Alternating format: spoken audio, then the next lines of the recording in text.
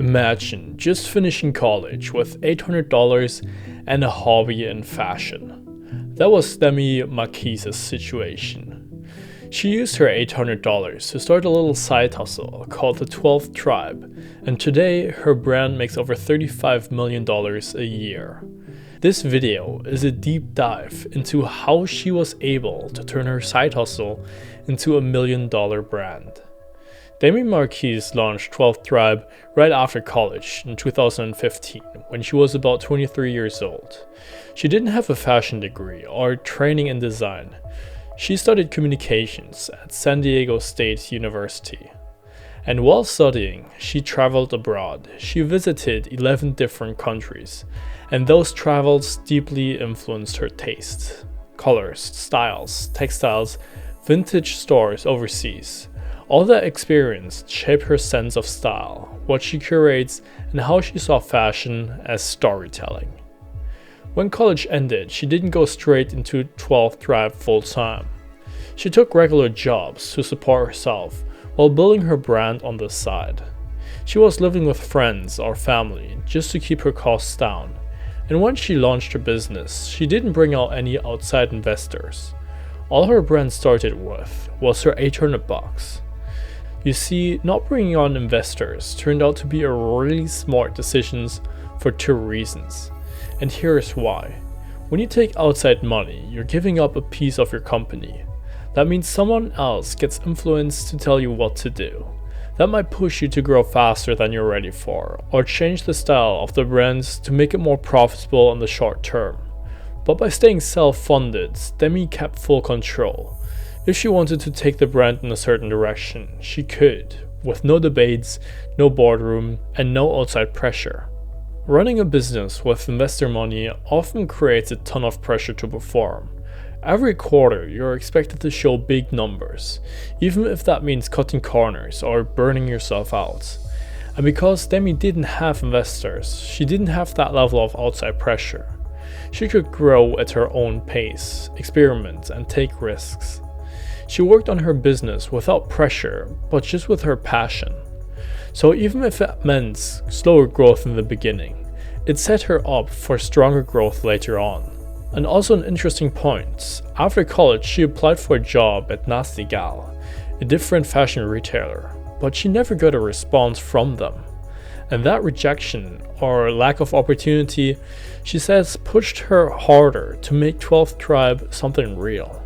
She used that disappointment as fuel. In those early days, she had just a few sales here and there, but she had that mindset that every month counted. Even if it's just a couple of $100 bills, she made sure to hit whatever goal she had set, or else she'd tweak what she was doing until something worked. And when it did work, she would reinvest whatever profits came back into the brand. She would buy better inventory, improve product photography, or expand what she offered. And you see, that's exactly how brands are built, by testing products, and if something works, doubling down on that. The very first breakthrough for Demi came when the festival season arrived. Coachella and other big festivals happen every year, and they're like cultural hotspots where people want to stand out. And Demi leaned into that. She styled outfits around global vintage finds and festival-ready pieces. What began as festival styling for friends turned into clients seeking her out. She was sourcing jewelry, boots, Levi's shorts, vintage tees, and pulling together full looks. And people began sharing them. Because the pieces were unique, visually striking, and different from what everyone else was wearing, they lit up Instagram and group chats for festival goers. When people saw the outfits, they wanted the look. They reached out via direct messages. Demi was doing the styling, handling the curating, packing orders, even delivering things by hand around LA. And that closeness to the customer and the product helped her understand what people actually wanted. She made 12th Tribe more than just a store. She wanted it to feel like a community, a real tribe. She talked to customers like friends. She built a voice that felt authentic. And she curated pieces that weren't just clothes. They were part of an identity. And that connection was what people were buying into. The brand began getting attention online, posts of girls wearing 12th Tribe at festivals. That kind of social proof was powerful. She didn't have to spend much on paid ads. Organic and word of mouth was enough to push the brand forward. And honestly, organic growth like that is even better than paid ads.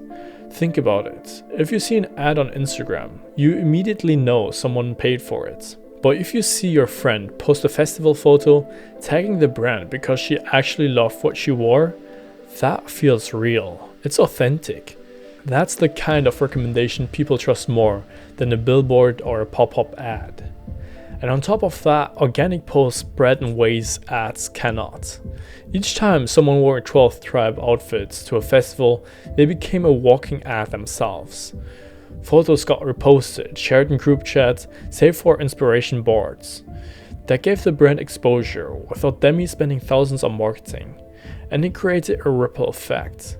Because when you see multiple people wearing the same brand at real events, it suddenly feels like the brand is everywhere.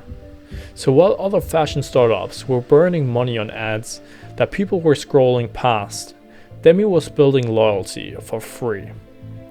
Another momentum shift happened when she moved to LA and started tapping into styling for celebrities and influencer opportunities.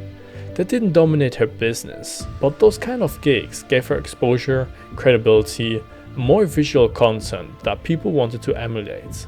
And once her revenue started becoming more consistent month to month, she made decisions to build infrastructure. She hired people when needed, improved fulfillment, looked for reliable logistic partners, improved product photography, and upgraded her website. When things didn't go well, for instance, the warehouse partner missing a big launch or delaying thousands of orders, she didn't ignore it. She communicated, fixed operations, moved to a more dependable logistics partner. She also sets what she calls intense sales targets. She treats each month like a small sprint. That kind of discipline in the early stage made momentum sustainable. Over the years, what started as festival outfits grew into everyday wear. She broadened the product mix, still keeping the unique global inspired edge, but making sure there were products customers could wear every day. Finally, what marked the brand's growing momentum is that it became profitable early on. Profits meant she didn't have to consistently worry about cash flow or giving up ownership. She could reinvest selectively. She could hire better help, build operations, invest in marketing without sacrificing brand identity. That mix of creativity, community, and profit made her growth not just impressive, but sustainable. Today, 12th Tribe makes around $35 million a year, and the lifetime revenue has crossed $250 million. She expanded carefully, first online, then to physical stores in California. That mix of direct-to-consumer online sales and physical presence gives her brand trust and visibility. She's also deeply data-driven. Every product line is studied, every launch is measured. She knows what she sells, what doesn't, and how to adjust it fast. At the same time, she never gave up on the creative side. She still leads photo shoots, directs social content, and keeps the voice of the brand authentic. It's a balance between numbers and creativity. The community is another massive asset. Around 600,000 active customers and followers engage with the brand. They don't just buy clothes, they buy into the lifestyle Demi created. That loyalty means repeat sales, organic growth, and a brand that feels bigger than its price tags.